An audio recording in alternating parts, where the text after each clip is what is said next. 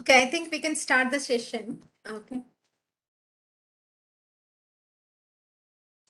So far what we have discussed is about the need for security and also the security goals and the two types of security, secret key and the public key cryptography.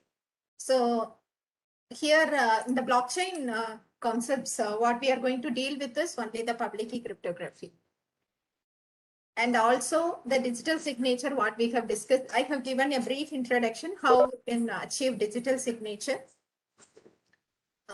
And that is these are all the concepts that are used in the blockchain. So, and also one more cryptography primitive that is used in blockchain is hash function. So that we just see the properties and as well as what is hash functions and which security goal it is achieved. Those things we can discuss, and also we can study little bit more about digital signature, and we can move on to the blockchain, how it is applied over there. So let me share my screen.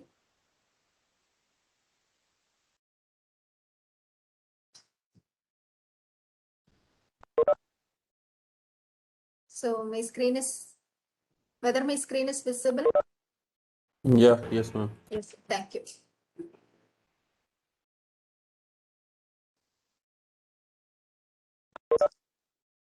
So we discussed about the confidentiality and as well as the authentication of the message. Confidentiality, how we can achieve through public key cryptography, and also authentication. Okay, that means verifying the identity. Okay, we can say the person that through digital signature. Okay, there are two types of authentication mechanisms actually, MAC and as well as the digital signature. MAC, message authentication code, mainly uses the secret key principle, and this digital signature make use of the public key cryptography. And since it achieves most of the security goals, including the non-repudiation, so we prefer using the digital signature in blockchain framework. Okay. So in message integrity, what we talked about is this security goals deals with the modification of the data. If there is any modification of the data, then we should know some content of the message is modified. In what way we can know about this modification is through the message hash functions. Okay, that is nothing but the message integrity what we have talked about. In some way, okay, in some scenarios we prefer only integrity of the data. We don't prefer about modification of the data. Okay, integrity of the data, we don't prefer about the encryption of the data. That means yeah, if Alice here in this example, what I have mentioned over here is, so here Alice need to write some bill, okay, to distribute his estate, okay, his estate upon her death, okay. So that means after his or her death, okay, he need to distribute his estate, and this will should not, no need to be encrypted, okay. So he need to convey this information to his lawyer or some persons about this confidential information, but he no need to encrypt the data. That means the message what it is written over in the will, it should be read in a readable format only. It should no need to be converted into intangible format, but there should be a way that the will should not be modified. Okay. So here, if it is converted into some intangible form, then someone cannot be able to examine the will, okay, after his death, okay. he need to hand over the key and many problems will arise. Okay? But the thing is, he no need to convey the whole, no need to encrypt the document, but this document should not be modified. Okay, so the integrity of the data need to be preserved. This how we can achieve the integrity of the data. Only the integrity of the data. Okay, I'm talking about not only the integrity of the data. So how it can be achieved is through hash functions. So here the hash functions are very much useful for checking the integrity of the data. So how we can check the integrity of the data through hash function is, first initially the message will be given to a hash function like SHA or MD5, okay, the well-known algorithms that are used as a hash function. And then we will create a digest, okay, and the hash function should be in such a way that if there is any modification in the message, it should produce a completely different digest. Okay, so that is the idea behind the hash functions. And once the digest is generated, it can be sent through the normal channel, insecure channel. Okay, so you can see here I am not bothering about the confidentiality of the data. So the message is transferred as such, okay, in the insecure channel. And also the digest will be sent, okay. And once in the receiver, we receive both the messages and the digest, okay. We can apply the hash function to the original message that is received, and we need to generate the digest. And if both are same, then we can say that there is no modification in the message. Otherwise, there is some modification. Like that, we can conclude. This way, the hash function is very much useful for checking the integrity of the message. Okay, so this is the basic building block of the blockchain, in which we have a very important property of the blockchain, that the contents of the blockchain should not be modified. Okay, it should not be tampered. It should be a tamper-proof. How we can achieve tamper-proof messages? Through the message digest only. Sorry, ma'am, I want to ask something. Yeah, sure. Ma'am, this hash function means SHA algorithm. It is not encrypted, that means. It's not an encrypting algorithm. So it is not an encryption algorithm. It is a hashing algorithm, which just converts a very large sized message into a fixed size message. Okay. So okay. yeah, it is a one-way function. Okay. So it is not like the encryption algorithm. Yeah. Okay. Thank you, ma'am. Okay, thank you. So here the difference I can tell you between the encryption algorithm and as well as the hash function. So the hash function, SHA algorithm and MD5 algorithm, it is a one-way function. Okay, one-way function. And the logic behind this is, it will convert any message size. Okay, whatever may be the message size we are having, it will be converted into a fixed size. Okay, like there are various algorithms in hashing hash function. Okay, that means the SHA 256, SHA 512, and okay, initially we had MD5 algorithm, message digest 5 algorithm, SHA-1 algorithm. It is a very initial algorithm. Okay, so these algorithms are used for converting the message into actually what it is denoted here is the size of the fixed digest what we can get out of it. 256 is the fixed digest. Okay, so any size message will be converted into a 256 bit size. Okay, in a SHA 256 algorithm. Similarly, SHA 512, it will convert into 512 bits. Okay, MD5 algorithm, okay, there is various size. 128 bit is also the SHA-1 is a 128 bit algorithm. Okay, so like this one, the fixed sizes, okay, it will create. Okay, so in any case, this 256 byte, I have seen this in a blockchain block, this 256 sized that thing, but it is in any case not readable, or someone cannot make out what it is. So it's not encryption. It cannot be readable. It cannot be readable. Yeah. Okay. It is not encryption. Why it is not encryption is I will tell you. It is a one-way Actually, function. I am from a non-CSC background. That's why I'm asking. Yeah, that is what. Yeah, it is correct only. What you told us, since it is in intangible form, you are having some confusion why it is not told to be an encryption algorithm. Yes, Algorithm. ma'am. That is your Yes, concern, right? Okay. yes, ma'am. So Yes. encryption algorithm means it should have a decryption logic. Okay. It should be reversible. Okay. That means if there is some encryption algorithm like AES, then there should be a decryption algorithm to get the message back. But in this case, it is a one-way function one. Okay. So the message what we are having, that will be converted into fixed site. Like RC told, it will be in intangible form only, but it cannot be reverted back. Okay. That means from the 256-bit information, we cannot get the original message back. Okay. Like we can say it is in compressed form.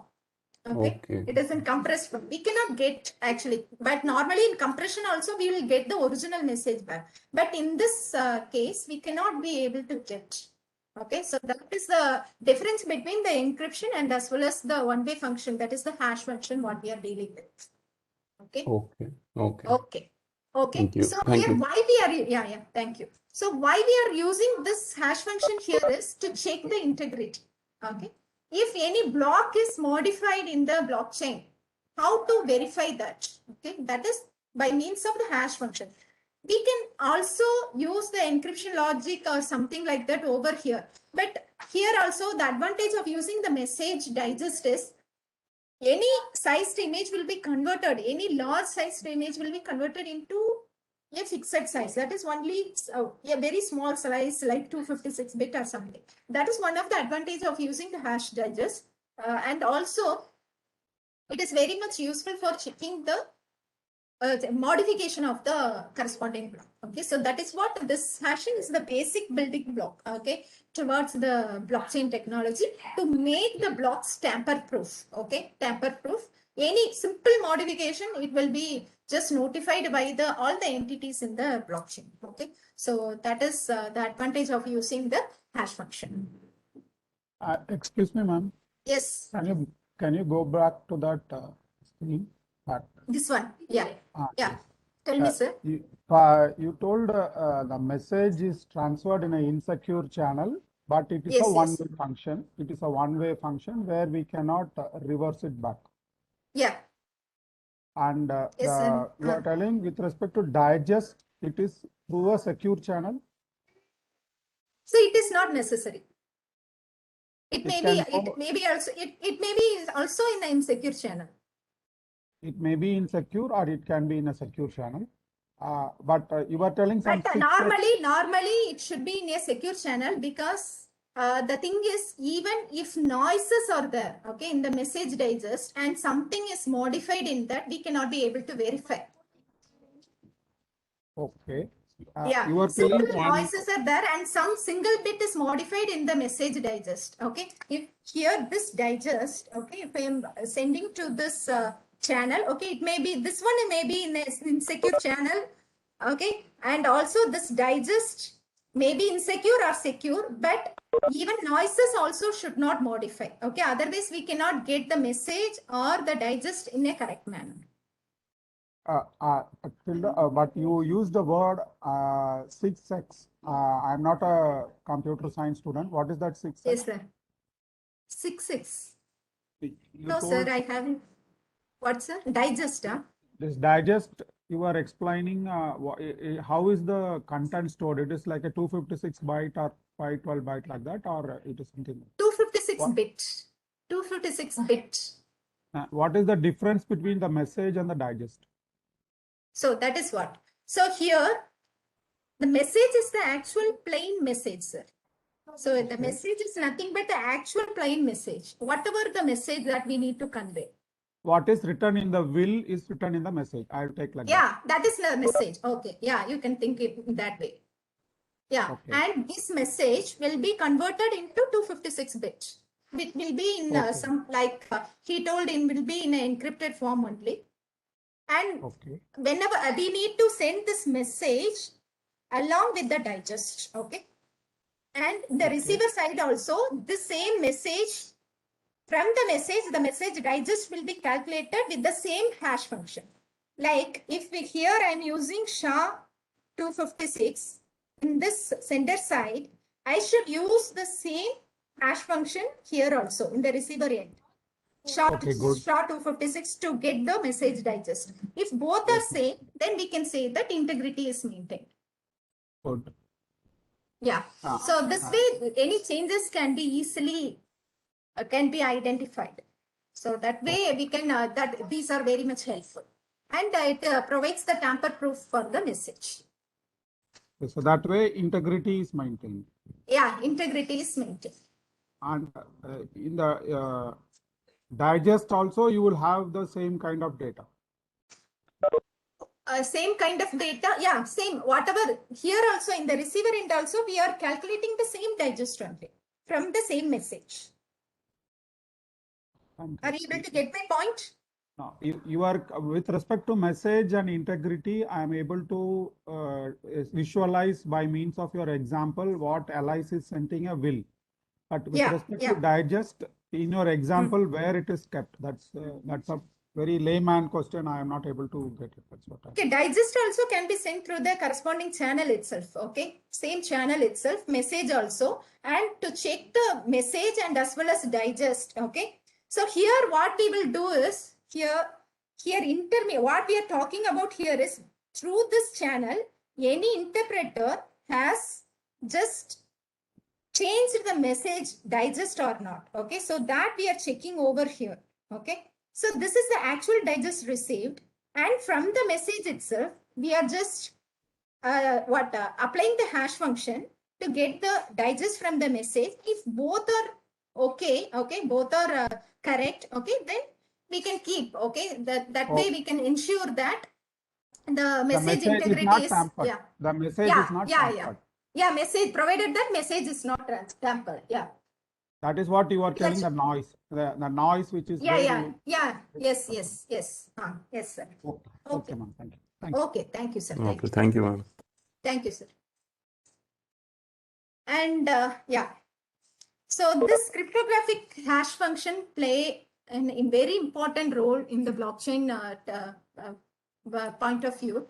So here, as I mentioned, cryptographic hash function will take an arbitrary length of string as input. The message may be of any size, and it will produce a fixed size output like 256-bit or 512-bit. And this is where it will be similar to a symmetric key algorithms, like many permutations and shuffling and all those concepts will be applied over here also.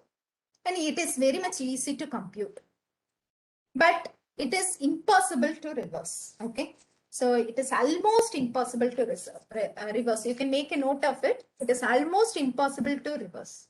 But it is feasible to reverse. Okay. But the algorithm should be designed in such a way that it should be impossible to reverse. Okay. So that way, the earlier algorithm MD5 and SHA-1 algorithms are very weak, and it is not used nowadays because there is some property which needs to be, there are 3 properties which need to be satisfied by the hash function.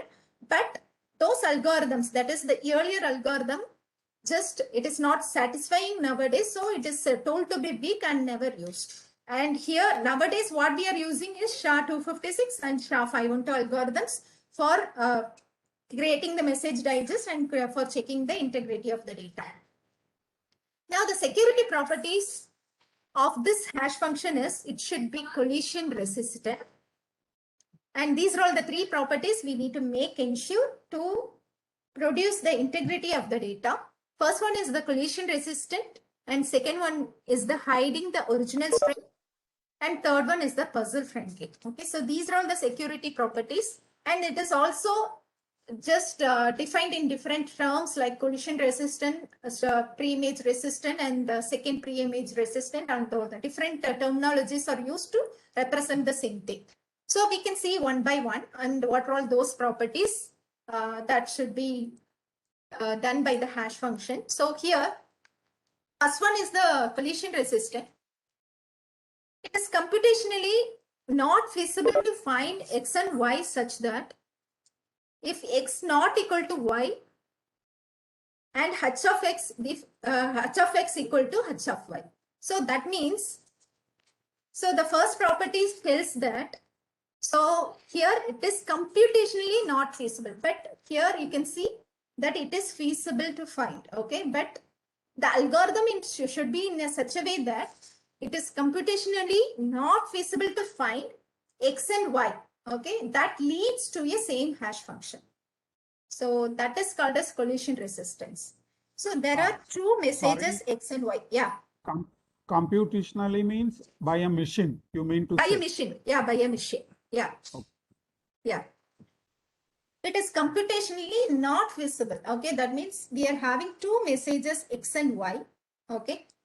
And You both don't have messages, a computer system They to can't. They won't have the same hash. Two messages in different messages cannot have a same hash. That's same what you're hash saying. function. Yeah. Yes, ma'am. That is called as collision resistance. Yes, Yeah. ma'am. Sir, Ramachandran sir, you asked something. you mean to say our computer system is not having the capability to do this feasible, but it is feasible if you have a better computer system. Yeah, better computer, quantum computers or something like that. And now it is booming up. So maybe it may be possible, okay, to get a system to have a collision resistant like this. Okay, So it is thank you. feasible. Yeah, yeah. Okay. So there are, yeah, this collision resistance say that no two messages should lead to the same hash function. So that is called as collision resistance. Okay. Why we are talking about like this? Okay, we can see with this diagram. So as I told, okay, any arbitrary size message. Okay, this may be any arbitrary size. So like if I am just taking out some 10 power 6, okay, size message, what we are just going to deal with, okay. Then normally what we will have is this 10 power 6 inputs will be converted into this 256 bit output. Okay, if I am using SHA-256 algorithm, okay, then this any arbitrary size message, okay, that will be converted to 256 bit output only. Okay, so you can see the difference. Okay, so you can see how much possible inputs will be there. Then 2 power 10 power 6 possible inputs will be there, and how many possible outputs will be there? It will be 2 power 256. So like this, if I am having, then there is a feasibility that out of this much of possible inputs, we are just confining to only a small number of possible outputs. Okay, are you getting me? So here, from the wide range of possible inputs, okay, from the wide range of possible inputs, we are able to get only this much of only a confined set of possible outputs. That is 2 power 256. So that is what we are telling, that it is computationally not feasible, but it is maybe possible in future. Okay. So here it is computationally infeasible right now. Okay, right now, but it may be possible in future. So here the hash function should be designed in such a way that no two possible inputs from this, okay, out of this 2 power 10 power 6 should lead to the same output h of x. No possible two inputs, okay, x of y out of this should lead to the same possible, because here this is a very big set and this is a very small set, and there is a possibility for just mapping to the same value, okay, but it should not be the case, okay, for a good hashing algorithm. Okay, so that is what here we are mentioning, that it may be feasible to find, but it is computationally infeasible for this right now, for the algorithms what we are using right now, that is SHA-256 and SHA-512. But already collisions are found in earlier algorithms like MD5 and SHA-1. Okay, that's what we are not using those algorithms nowadays. We are using SHA-256 and SHA-512. Okay, so and this is the first property the hash function should hold. And yeah, so the brute forcing collision. Okay, brute forcing is nothing but what we can try here is we are having 2 power 10 power 6 possible inputs, right? For the first possible input, we will find out h of x. Okay. And for the second possible input, okay, x, okay, y, we will find out h of y. So like that, for all the possible input, that is 2 power 10 power 6, okay, we'll be finding the hash functions for all the possible inputs, okay, and we will check whether there is a match, okay, there is a match between the hash function, and we can say that there is a collision. Obviously, there will be a collision, right? Okay, we are mapping from a very large group to the small group. Obviously, there will be a collision, but we are not able to find out the collision because you can see if I am trying out these number of possibilities with our computing resources right now, how long it is taking to calculate this number of solutions. That means here 2 power 130 randomly chosen inputs I am having. That is 130 bits I am going to choose. Okay. 130 bits input I am just going to give. Then 2 power 130 possibilities will be there. If for each input checking takes 100 milliseconds. Okay. And then it will take around 4.3 into 10 power 30 years to check whether there is a collision. Okay. With for the corresponding outputs. Okay. For right now, whatever the computing resources we are having. So with that, it takes this much of years, okay, for brute forcing the collision. So that is what it is. We are telling that it is infeasible to find a collision in the hash function, what we are using right now, but it is not told to be impossible. It is possible, okay. The second property of the hash function is the hash is message digest, what we seen right now, okay, earlier, okay. That means if we know, okay, if we know that is h of x equal to h of y, then obviously x will be equal to y. So here this is the application, okay, this is the application of the collision resistance, okay, collision resistance. Sorry. So this is the application of the collision resistance. Hash can be treated as a message digest. If we know h of x equal to h of y, then obviously x equal to y. So then the same message, okay, is delivered to us and the message content is not modified. So like that, we can prove that the message content is not modified by means of collision resistance, okay. And also that since the hash value is very much small, it is easy to transfer also. So that way, this is one of the application of the hash. And the second property, yeah. Ma'am, you told that you will be having a hash function of SH SHA-256 or 5112. Yeah. When this message digest is coming, the size will be smaller. That's what you mean. No. Message size only 512 bit or 256. Sorry, message digest size only it is for 256 bit and 512 bit. Message may be arbitrary size, 130 bits or something. Okay. Any size message will be there. Yeah. Okay. Are you able to get me? Okay. You mean to say message will be smaller, but no, message will be larger. Message will be larger. Okay. Message will be larger. 2 to the power of 10 or 2 to the power of 130. Okay. So this is a very small message I am dealing with, but any 2048 bits also we can have. Normally, more than that also we can have, and that will be divided into blocks and it will be handled in SHA-512 algorithms. Actually, message will be divided into 1024 bits, and then it will be manipulated to get a final digest value as 512 bit in SHA-512. The message digest will be very much larger. Okay, it will be more than 2048 or something. Okay, good. Okay, it will be divided into chunks and then it will be operated on. Okay, thank you. Okay. So the second property of the hash function is hiding. Hiding means given some value that is out of hash function, hash message digest. H of x, if I am just given, it is infeasible to find x. So you know it is a one-way function. Okay. So this one-way logic applies over here. That is meant as hiding over here. So here one-way function. Since it is a one-way function, from the result we cannot get the corresponding message back. Message digest will be of 512 bits and message will be of arbitrary size, any size message. Okay. So it will be very much larger than the digest normally. Okay. So like that, if I am having, then obviously given a 512 message digest, 512 bit message digest, I will not be able to get the message back. So this way, the hiding property is told to be.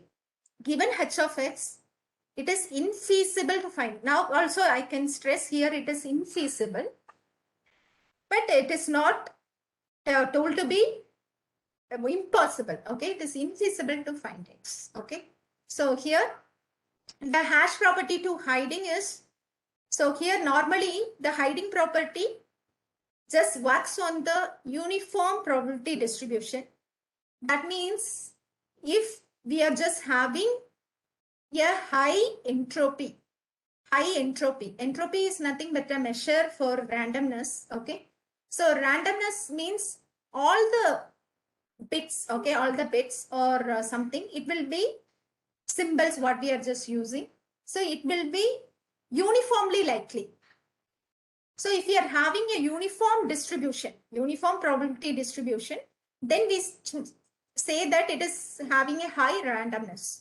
Because what I am trying to say here is, if I am just plotting the histograph, say for example for an image, I am plotting a histogram. And then for each and every bits, how much count, okay, how much count of the corresponding value, okay, we are having, that will be illustrated in the histogram. So for example, for the bit 0, okay, we are having 5 count, okay, for bit 2 we are having 15 count, and for bit 255 we are having 200 count. Like that, if there is no uniform distribution, okay, that is all the bits are not occurring occurring uniformly likely, okay, then there is a possibility that, so this color is dominating or this color is very much low, okay, based on that some information can be revealed.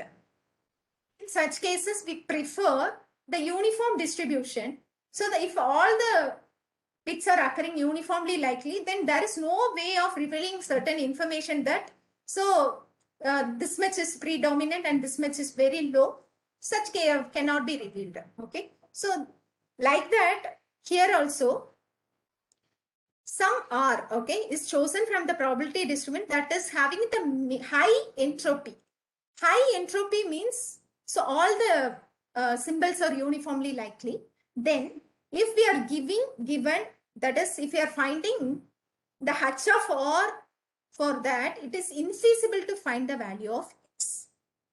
That means another value, okay. If we are choosing another value from that, will not be able to get the corresponding hash function back. The hash function that is applied to the particular symbol only have the corresponding hash value, okay. Any other symbol, if I am applying the hash function onto it, it will be different, okay. So that is the meaning of this. So here high minimum entropy means the distribution is very spread out, so that, okay, we will not be able to just get a particular value. No particular value is chosen with more than this probability. So this way the high minimum entropy, that means the uniform likely distribution, if I am choosing some value and then we are applying the hash function over it, it is infeasible to find x, okay. That means only for x, okay, we will be getting, that is from given a particular value of h of x, it is infeasible to find x and also any other value in the distribution. So this way, this is the property of the hash function which is used for commitment. So commitment means, since it is one way, what we can do? So here we can seal some value towards a message and then we can open the envelope later, but it will not reveal the corresponding message. Definitely, we can give an assurance. So the hash function will not reveal any kind of messages that is transmitted. So this way the hiding property will be revealed. Okay. Hiding property is ensured. Hiding property is ensured. So given a hash function, we cannot get the message back. So this way, this is the second property. And the third property is puzzle friendly. Here we are giving one more input to the person. So that means, so here from the possible uniform distribution, we are just giving another possible output value y. So for a given possible output value y, that is the hash function. Okay, hash function h of y. Hash function y. X equal to, for x, h of x, which is termed as y here. Okay, for the output value y. If k is chosen from that distribution with the high minimum entropy, that is one more input I am going to give from the uniform distribution, that is k. K I am choosing from the uniform distribution, which having, yeah.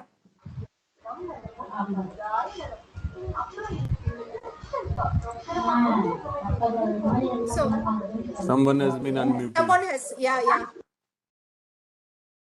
Yes, Yes, thank you. So here third property is the puzzle friendly, in which we can say that one more additional input we are giving. What input we are giving is from the distribution. From the distribution, we are giving one more input. K is chosen from the distribution with the high minimum entropy. That is the additional input we are giving.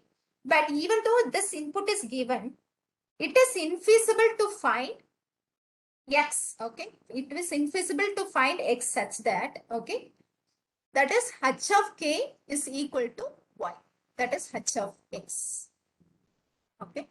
If I am giving another input from the probability, uniform probability distribution, then I will not be able to find out a hash which is equal to the output value y. Okay, that is for another input x what we have obtained.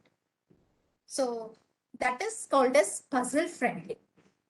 So these are all the three important properties of the hash function. First one, simple thing. First property is simple thing. So here, what we are doing, no two messages will lead to the same hash function. So that is called as the first property. Second one is hiding. That means given a hash function, it is one way. Okay, that property you can keep in mind.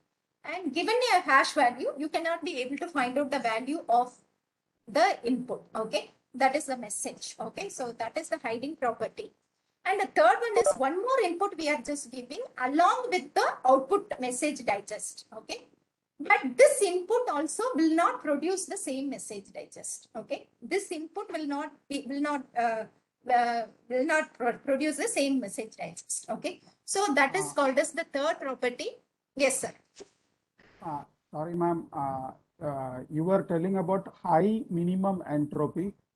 Can you recollect once more so that we will be able to consolidate it? Sorry. Yes, what sir. is high minimum entropy? It is not a uniform distribution, but it will have, you are telling, can you please? No, sir. High minimum entropy means it is uniformly distributed. It's uniformly distributed. Yeah, uniformly distributed. High entropy we are just having means when we can have a high entropy value is if all the symbols are uniformly likely, then we will be having a high minimum entropy. So that is what I am telling. So here, if we are having all the symbols uniformly distributed, then we will expect a high minimum entropy. From that symbol, if I am able to get one value and I am finding the hash function, it is infeasible to find some value x such that this k also lead to the same hash function. So that is called as the puzzle friendly. That's fine. That's fine. You will be having a same color always, but there will be a very minimum difference. You will not have that way anybody cannot be able to solve it just as you gave the first encryption 532. Yes, sir. Yes, sir. Yes. Similar things here it cannot be done. Correct. Yes, sir. Exactly. What you have mentioned is correct. Yeah. So like that is the puzzle. So yeah, thank you, sir. So that is a puzzle solving strategy which is used in the blockchain for creating the blocks also. Okay. So this way only, so this is a hash function, but these are all the properties any hash function should hold. Okay, to create the message digest of the corresponding message. So now, yeah, so this is nothing but the application search puzzle. So puzzle ID and the target set Y will be given, and there is no solving strategy is much better than trying the random values. That is the brute forcing can only be done. So there is no such value solving strategy to find out the same hash function for the different value. Okay, so that is called as the application that is used in the blockchain terminologies to just create the block in the blockchain. Now, this what the SHA-256 hash function will look like. So here, the 256 bits, and you can see here, the message is divided into many blocks. As I mentioned, a message is very large message. Okay, so you can see here it is divided into 512 bits, 512 bits, and these blocks will be given to this hash function. Okay, initially the one initial digest will be just fed as the input to the first block, and to get 256-bit output, okay, intermediately. This is the intermediate digest, and the second message block will be applied to the hash function along with the feedback that is got from the previous digest, okay, to get the next digest, intermediate 256 bit digest, and it goes on until we reach the number of bits that we have in the message. Okay, and padding also will be done to make the message blocks of 512 bit size. Okay, for that padding will be done. And finally, once all the message blocks are just processed, okay, we'll be getting the 256-bit hash. Okay, now you got, I think, sir, you may get some idea about how the message is there and how the bits are created, how the hashing is done. Yes, okay. Thank you. Yeah. Can you explain padding? Everything is clear, rest. So that deals with a very complex thing actually. But the thing is, I can tell you in brief, okay? So I am simply telling about the hash function here. The hash function itself, it is very large algorithm. It deals with many clear, permutation, permutation and all those things, okay? Here now, I can tell you in brief how it is done. Yeah, whatever the message we are having of arbitrary size, okay, that will be divided into 512 bits, okay? But at last, definitely, the message cannot be divided exactly by 512 bits, right? Okay, so we need to add some padding, okay? Padding of zeros or something, to make it 512 bits. Got it, ma'am. Got it. Thank you. Yeah. Thank you. So then it is done to get the final hash. Okay. So this is the SHA-256 hash function to get the digest, how it is created and all those things. Okay. Now, okay, one more thing we need to study from this is the hash pointers. So we discussed about the public key cryptography, also some concepts about digital signature and also the hashing technique. Now, the hash pointers only it is used in the blockchain. So normal blockchain is nothing but a linked list kind of thing. Okay. So in a linked list, how we will do? We will have a node and to just point out to the next node, there will be an address. Okay. So like that, here also linking of many blocks will be done.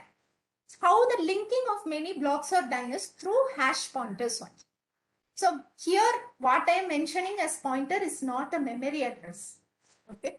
So as we do in a linked list, but here the hash pointer, what I am mentioning over here, it is not the actual linked list memory address, because in blockchain you can see it is a distributed thing, and it is a decentralized framework. So distributed means in some cases I can use a mobile, and in some cases I can use a 32-bit machine or 64-bit machine. So many different configurations of the systems I will be using for the decentralized mechanism and also the distributed. So here I cannot tell that I am going to link each and every data by means of memory addresses. So how the linkage here is done is through hash. So for each and every block, the hash is created and it is signed by the corresponding owner, and the previous hash will be included in the next block. Okay. And the corresponding transactions of the block will be hashed, and likewise the hash will be linked together. Okay. It is not actually memory addresses.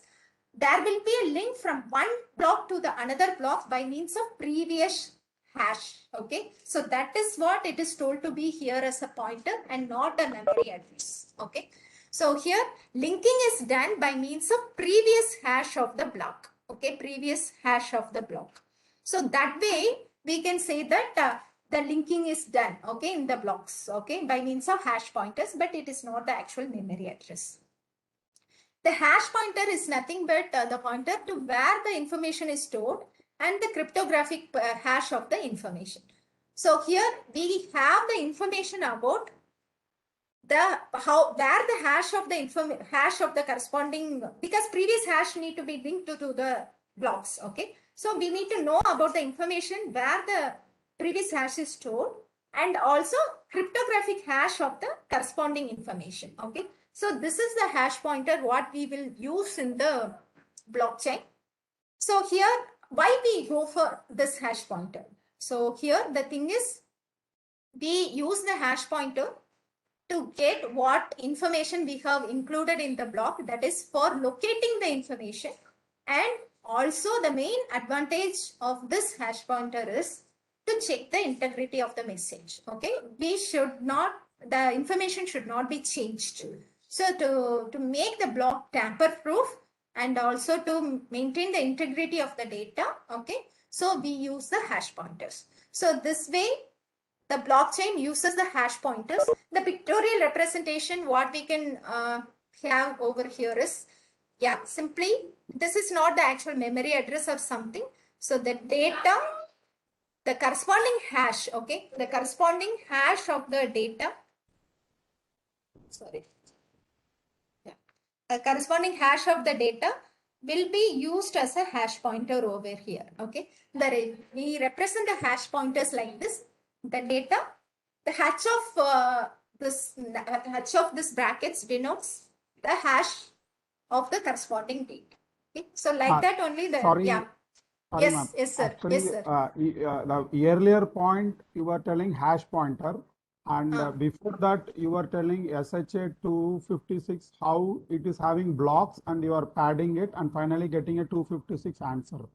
So this pointer will be between that first block and the second block. You go So to the here earlier that, slide, so, sir. that is different. So, yeah, this is completely different. What I did till that, what hashing technique is, how the message can be converted into hash or something like that only I have dealt. Okay. So now the hash pointer over here is the blocks what we are going to deal now is, it is nothing but a list of transactions. Okay.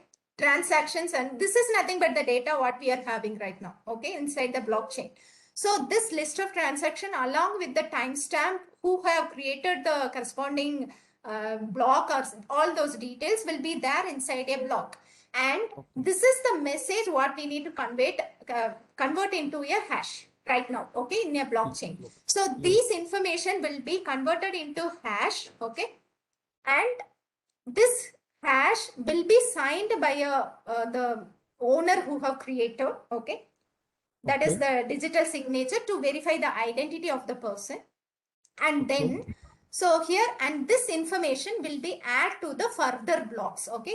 If we want to add more and more blocks, okay, then this together need to be hashed. Okay. This entire thing together need to be hashed again. That is which list of act as, transaction, yeah, list of transaction and then the detail. digital signature. Digital All signature. The all the three things has put to be together. hashed now.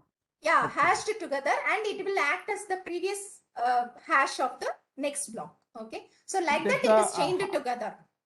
Okay, that is the hash pointer you mean to say. Yeah, that is the hash pointer I am meaning here. Okay. Okay, sir. Thank you. So this way only the blockchain will work on. Okay, normally. So this hash pointer is hash pointer. Why we are just using is particularly we are using here inside the blockchain only. So how it is denoted here is we are going to, why we are going for finding the hash in not only for changing the, that is checking the integrity of the data. The message will be confined to a smaller value. We will be having a very big list of transaction here. That will be a very big value also. Okay, it will go beyond 2048 bits or something like that. So what we will divide into chunks and then we will convert into a 256 bit value. Okay, like the what we did here. Okay, the list of transaction and all those things, how many bits we are having, that will be divided like this. Okay, 512 bits, 512 bits and all those things, and we will apply to the hash function to get a final 256 bit hash value. Okay, that is, I am terming out here as previous hash value or something, and that will be appended to the next block and so on to create the blockchain. Okay, blockchain. And the advantage here is it is tamper proof and nobody can modify the content within the block. Okay, so that is the advantage that we can talk it. Okay, so while discussing about the how it is applied in blockchain also. Okay, so the key idea behind this blockchain is building the data structures with the hash pointers like this. Okay, what I have told. So it is a linked list with hash pointers. It is nothing but the blockchain. So now here, whatever the data list of transactions we are having, that will be just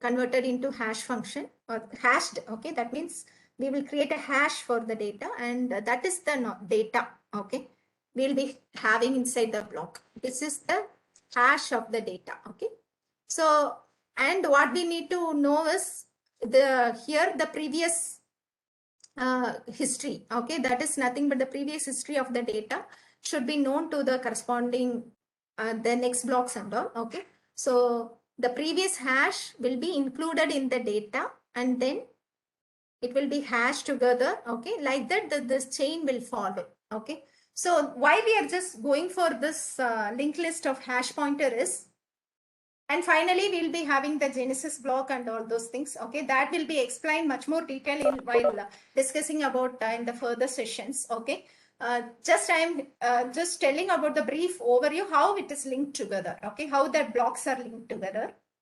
So if there is some modification in some data, okay, definitely obviously since we are calculating the hash, okay, it is calculated from the previous hash data. So we can expect that what is the origin, okay, what is the origin of the data that has been, origin of the block from where it has been modified. Okay, so from here, here we have found out that there is some change in the data. So then since we are having the previous hash, we can check over here and we can check over the next block and we can find out which place, okay, the block has been modified or tampered with. So this way the tamper proof detection will be, we can just make just use of this hash function for just finding where the message gets modified over. Okay, so that is the main use of the hash pointer towards the blockchain. Okay, so this is the data structure that is used in the blockchain, that is the hash pointer. And finally, we have already seen about the digital signatures, and we can see a little bit more about the digital signature. It may utilize the public key cryptography, in which we use the private key of the sender to sign the corresponding message, and we can use the public key of the sender to verify the message. Okay, so that way we can check the identity of the person. So here in the blocks also, what we will do, we will whatever the transaction, that will be hashed, signed, and then hashed, and it will be linked to the pointers like that. So that we can know who is the person involved for creating the corresponding block. Okay, we can check the identity of the person who have created the corresponding block. So that way the digital signatures are very much useful for just checking the identity of the corresponding block. So here we can also, what it provides the message integrity. If I am using the message digest along with the digital signature. Okay, and also it provides the authentication, obviously, who have just sent the particular message. Okay, it make use of the private and public keys. And the digital signature process, so we say that it is a signing algorithm. If the sender, we need to send some message, then he will sign the message by means of his private key. So private key is known to only the sender. So that way we can identify that he is the owner of the message. Okay, that way only the digital signature is very much helpful for checking the identity of the message. Okay, any person who knows the public key of the corresponding sender can be able to verify. By means of decryption, okay, by means of this decryption, he'll be able to know Alice has sent the message. Okay, Alice, that is the corresponding sender has sent the message. That is the digital signature process. And we can ensure both integrity and as well as the authentication by means of signing the digest. Okay, this only it is used in blockchain, okay, where we are going to sign the digest only, not the actual message, because actual message, which is very much large, here what we are going to do is we are simply finding the hash which is reduced into some fixed size to 56 or something to 512 based on the algorithm we are choosing, and then we are signing that hash message digest so that we can ensure both integrity of the data and as well as we can ensure the authenticity of the data. Okay, so this way the signing of the digest will be helpful for checking the integrity. So here the digital signature services, if I am talking about, it provides a message authentication, integrity, and as well non-repudiation. All the things can be done provided that message integrity. So here can be just checked by means of signing the digest. Okay. So message authentication, obviously it will provide because private key is used for signing and the public key is used for verifying the process. And message integrity, it is actually preserved because if I am signing the digest, okay, the integrity of the message is preserved. If we sign the whole message also can be done. Okay, we can also sign the whole message. But here normally what we will prefer is we will just prefer for just signing the digest because it leads to a small value. So non-repudiation, as I mentioned, okay, here non-repudiation, here later the sender or receiver should not deny that they haven't sent the request or something. Okay, that is the stock cell request what I have mentioned. So the non-repudiation is very much ensured by means of this digital signature. How it is assured here is by means of the sender's private key, will be able to definitely know the identity of the person.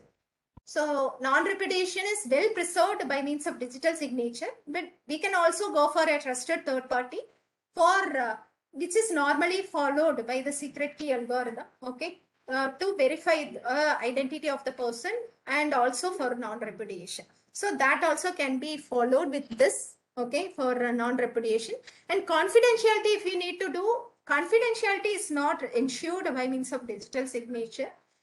That is, we cannot have a encrypted data because what we can do is we can, for confidentiality, we need to use the receiver's public key to encrypt the data, and we should use the receiver's private key who is owning the corresponding public key can decrypt the message. Okay.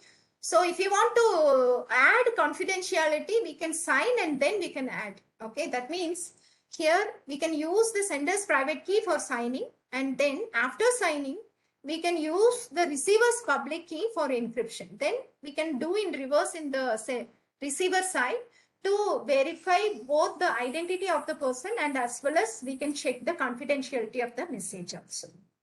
So confidentiality is not ensured by digital signature. It is non-repudiation, integrity, and as well as non-repudiation, integrity, and as well as authentication, all are achieved by means of digital signature, but not confidentiality. Sorry, ma'am. Yes, sir. You were talking about signing the digest and then message integrity.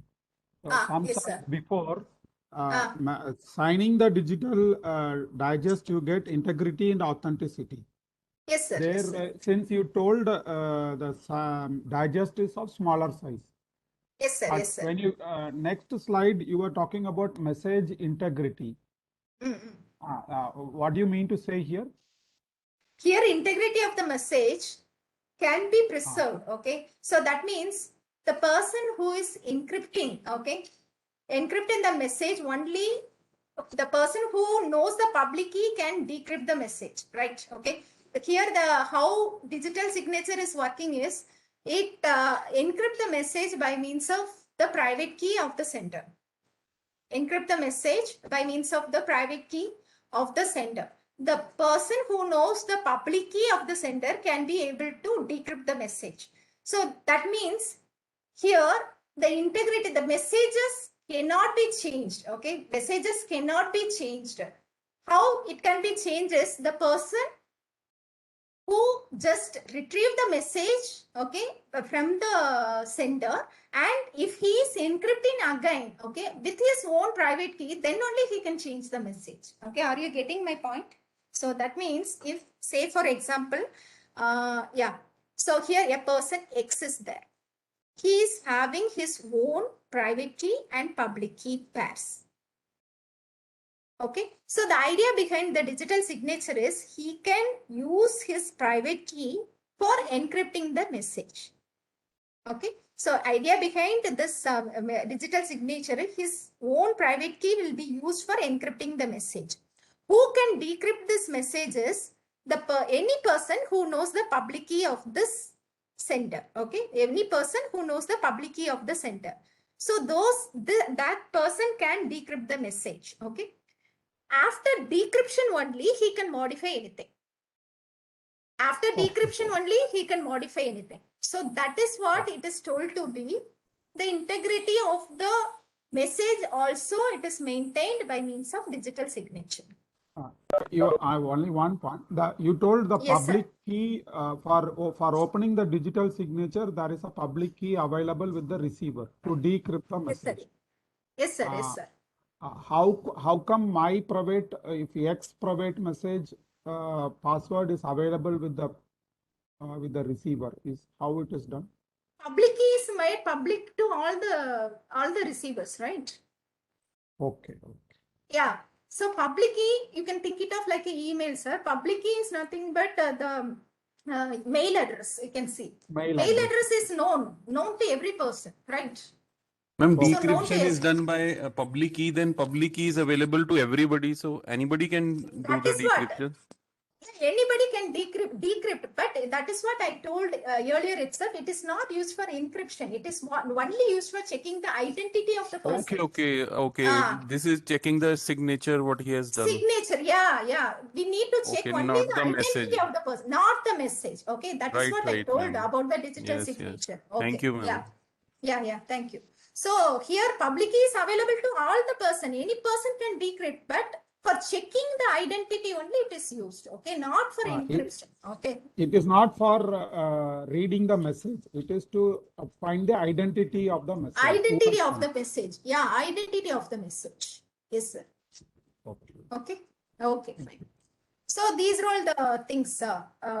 This is the checking for ID requirements for signature. We need to verify the signature. We cannot forge the signature because the private key will be owned by the particular person only.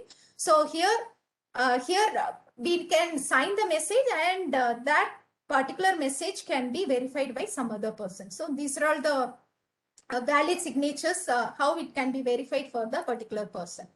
So here the practical stuff behind this digital signature is the algorithm what we are just choosing, it should have a very good source of randomness.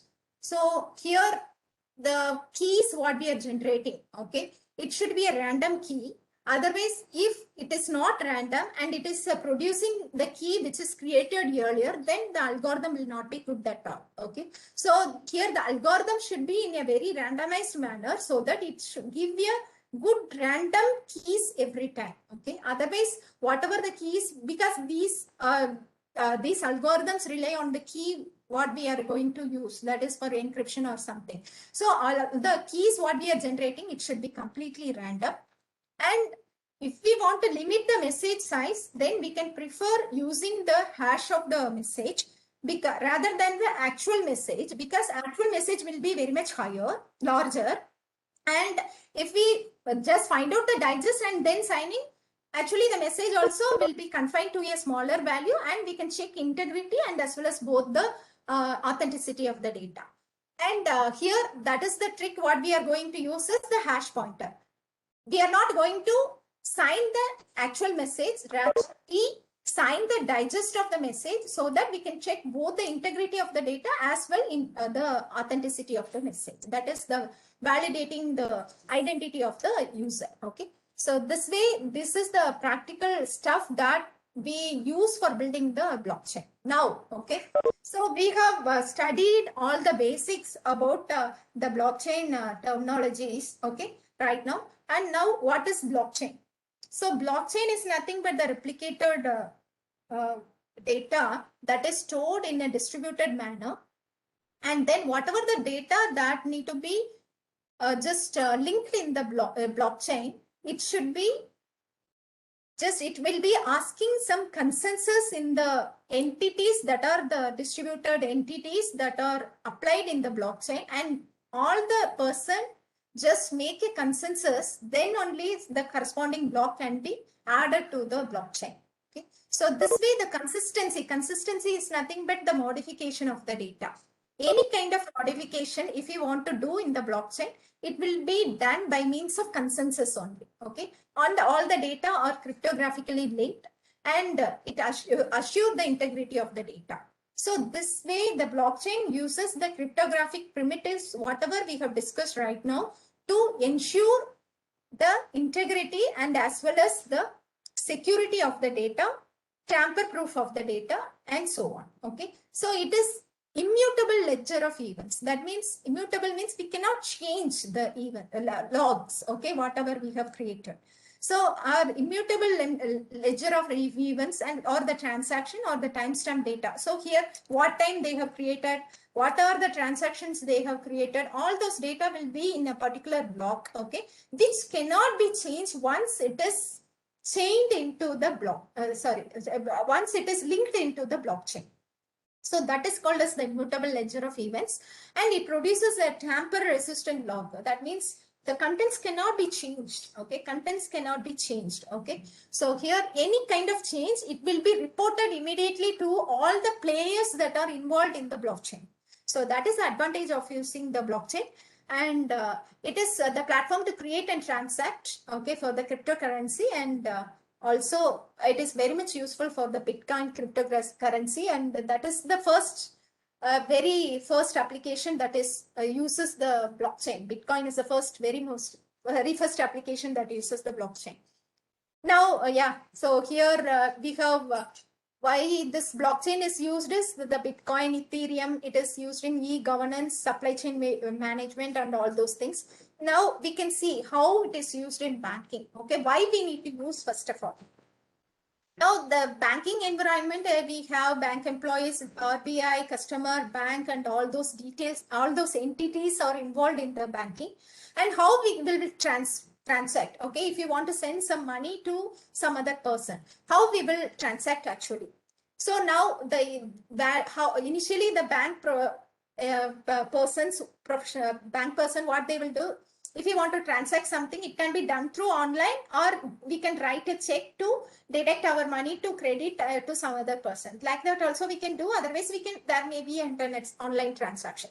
Now, what the bank people will do is we will check our balance, and if it is greater than the transaction amount, then the money can be debited and it can be credited to some other person. So that is the logic. Okay. Now, if if we are able to check, nowadays we are able to check the values on, that is the bank statement online, and we can check whether we have debited or credited. And inside the bank, okay, and who will maintain these kind of transaction is the bank people, and we are trusting the bank people such a way that whatever the transactions we have done, it is not modified. Okay, who will maintain the ledger? The ledger are nothing but the list of transaction. Who will maintain the transaction is the bank will maintain the transaction. Now, the trusted people who are involved in this transaction. So now if they are just modifying the contents, okay, I'm modifying the contents of the transaction, and we are not able to prove that, okay. they are making the transaction invalid that we are not authenticated to do the transaction, or your balance is not sufficient to make the transaction. So these are all the invalid things that may happen while doing the transaction. Who can do this one is the trusted people can do this kind of things. Okay, whether we can trust the bank for this. Okay, actually the blockchain, what it deals with this, the checking the trustworthiness of the certain entities. Okay, so there will be a centralized trust person you're trusting, but why we need to trust that person? Okay, so for answering that question only the blockchain emerges. അതായത് Okay, അതിനകത്തുള്ള why we data can't? Search ചെയ്ത് Yeah. എടുക്കാനല്ലേ? അത് ഞാൻ test ചെയ്ത് നോക്കി, അത് കണ്ടു ഞാൻ. പക്ഷെ ഉദ്ദേശിച്ചത് അതല്ല, നമുക്ക് ആ റിപ്പോർട്ട് ജനറേഷൻസ് speaking? ചെയ്യുന്നത് ഏതെങ്കിലും ഇപ്പം അഡ്മിന് ആ മെനു ഐറ്റംസിൽ തന്നെ ഉണ്ടാവണം report generation, Mr. Date Rathesh, base generation. Rathesh. Yes. Yes, ma'am, go on. Yeah. Okay, fine. So here the bank, so invalid, and you did, so these are all the things that may happen. Okay, so that means here the blockchain, why we go for is why we need to trust the person, why we need to trust a centralized trust party, whether we can trust that person. So for that only we are moving on to a distributed decentralized mechanism that works on a consensus based protocol. Okay, consensus based protocols to add the blocks whether the transactions are valid or something. Okay, so this way only it is very much useful. Okay, to just find out whether the bank people we can trust over here. Okay, the bank frauds may happen. So here we find a check that is used to pay someone, but it that we haven't never wrote for the corresponding check, and also we sign a check for some amount. Okay, so but the amount field is modified with some other zeros. Okay, and here also the SIM fraud may happen. This OTP what we have just obtained, that may be redirected to some other person to get our amount. Okay, so these are all the fraud activities that may happen. Okay, how we can argue with the bank? Okay, so that is non-repudiation comes into picture. We haven't made some request to the bank, but bank says that you made the request. Okay, because something is modified inside our transaction. Who modified, we never know. Okay, but how we can modify? We are not having any proof. Okay, for telling that we haven't made the certain request or we haven't done the certain request. Okay, who will argue with the bank? Okay, so the banks are just may happen. And also integrity, if some zeros are added in our transaction, how we can argue with the bank? I haven't made that particular thing. Okay, so in order to cope up with these situations, this blockchain technology is very much useful.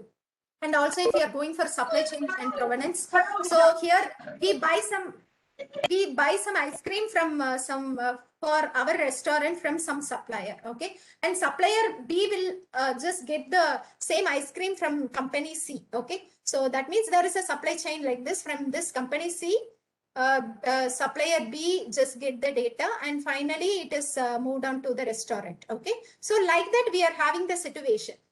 So the restaurant, the ice cream is just got with we have got a melted ice cream. Okay, so the restaurant, where it will pinpoint whether supplier B or company C. Okay, supplier B says that company C only gave me the melted ice cream and I supply to you. Supplier companies and what company C tell that I have given the ice cream properly, but only supplier B, since he has not having a very good machine to handle this ice cream, so it is melted. So I can just argue with, I can tell that supplier B is the person who have done this. Okay, so like that each and every person will pinpoint to some other person. Okay, how to find out that who have done this one? Okay, in the supply chain provenance. So that way also the chain is very much useful, and very much good example is the land records. Okay, the land may be owned by one person in some time and some other person in some other time. So intermediately some records are modified in such a way that many land frauds are happening, right? Intermediately some records are modified in such way that the land gets modified. Okay, now they are telling that you are not the landowner. Okay, so how we can just identify that who is the landowner right now for the corresponding land. Okay, so this record also need to be maintained. Okay, and who is just doing the corresponding fault. Okay, so that also need to be identified. So Aadhaar linking also, we are having the eKYC logs. Okay, for our UIDAI side. Okay, and these KYC logs. Okay, if anything have been deleted. Okay, whether to just linking with the others and all things, we have this logs who have accessed this other information. All this information will be stored in the. So any deletion or modification have been done in this log of events. Okay, and we trust the UIDAI for maintaining the records. Also, the online grade submission needs to modify it. Just have the authority to just change or something like that. Okay, so these things we can easily handle by means of the blockchain. So log of data with the digital signature, it is immutable and also privacy preserving, and it builds a trust model. Okay, so that means here we cannot trust the people. Okay, we cannot trust the hardware for creating the keys, or we cannot trust the my operating system for creating the keys. Also the application and manufacturer, okay, who have created the keys. So here we can trust is the digital certificates. Okay, digital certificates as well as the hash function that are incorporated in the particular block that tells the information who have created the blocks. Okay, and this thing, I think this is about Bitcoin. Since the time is limited, okay, I can go on to the important final thing. Okay, back to the supply chain. So how we can create this trusted third party is, we can create the history of the transaction and we can find put into the particular block. Okay, and if all people agree with the proof of work only, we can just include the corresponding block in the blockchain. If any block in the if suppose I have created many blocks like this, and if I need to not modify this block, it cannot be done. Okay, so here we cannot modify any block. If this block need to be modified, we can create another block and we can say that due to this transaction, this contents can be modified and it should be linked with the blocks that is included further. Okay, so like that only we can modify a corresponding block, but we cannot modify the block directly in the blockchain. Okay, so that is the point. Here back to the supply chain or something, if I am just going to, as I have mentioned here, ice cream melting thing happens means, okay, each one is pinpointing others, okay, to tell that so this is happening, something like that. Okay, you only did the corresponding thing like that. Each one is pinpointing means how to manage this. The thing is, we can maintain some IoT sensors and temperature sensor in each and every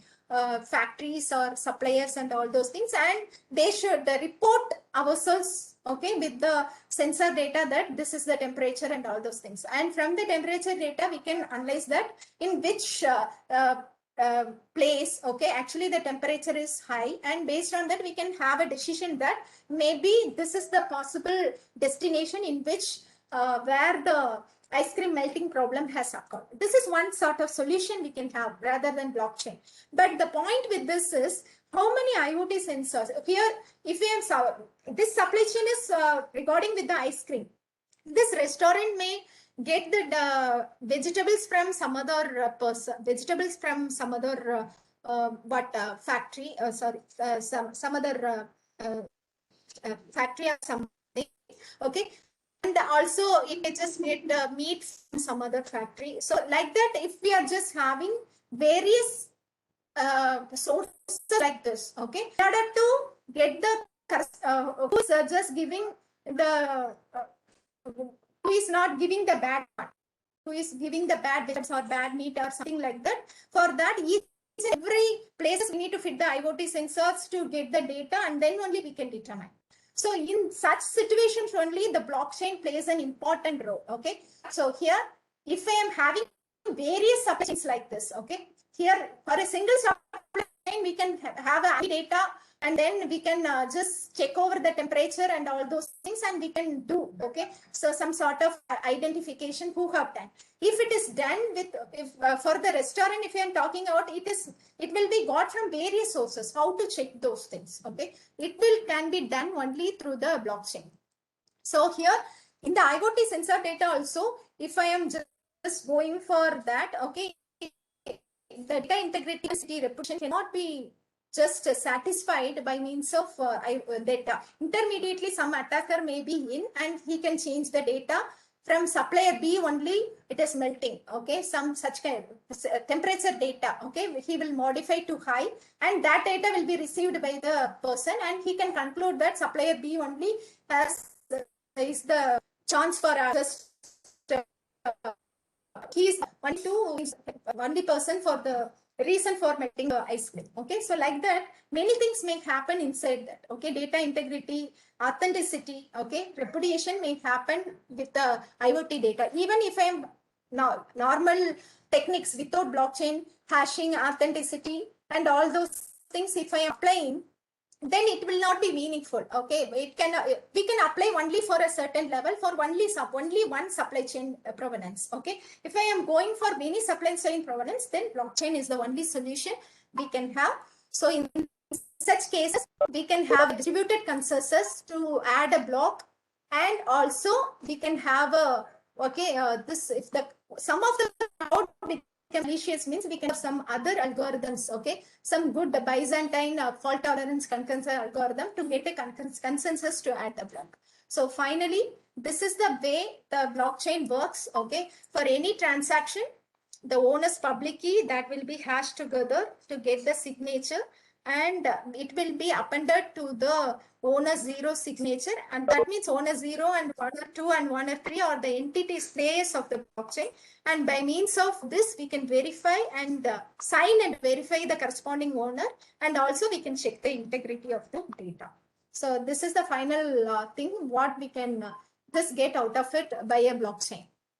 So yeah, so these are about the cryptographic primitives, okay. Due to time limitation, I have just to the blockchain, how it is done in a way, yeah. So fastest manner, okay. Anyhow, okay, any queries, participants?